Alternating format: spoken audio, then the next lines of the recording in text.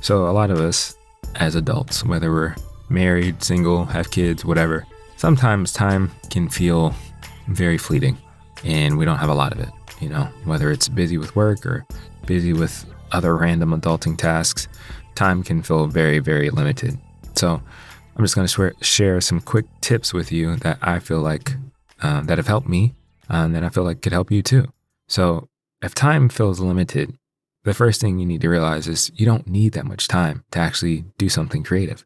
You really could just do things in 15-minute chunks. And there are good times to do that. You can wake up early. Early mornings are always a good way to, help start your day. You can start your day with some creativity. You can get rid of some stressful thoughts and feelings and stuff like that so that you can feel refreshed and be able to focus on the day ahead. So early mornings, whatever early morning is for you in your schedule. Then also late nights after everybody has gone to bed or, you're done your tasks for the day, grab a little 15 minutes before going to bed or whatever and journal or a vlog or a doodle or, do what I'm doing. Record a little podcast. And it can be a podcast that you don't even have to share or broadcast with other people, but it just gives you an opportunity to create something. So you got early mornings, late nights. And for those who are still working and have a commute, you can always create something while you're commuting. Now, this may be a little difficult for certain things like journaling or doodling or whatever, but you can record vlogs, you can record podcasts or audio while you're driving. And, for singers and stuff out there, hey, maybe even rappers, you get some instrumentals or beats or whatever, put it on and just record your freestyle on your way to work or wherever you're trying to go. And again, you don't need that much time. Your commute can be 10, 15 minutes. That's enough time to do a couple of freestyles. That's a couple of instrumentals right there. So that's all you really need. 15 minutes, 15-minute chunks. And the best times to do it that I found, early mornings, late nights, and on your commutes. And again, some very, very basic ways that you can start creating for yourself is journaling.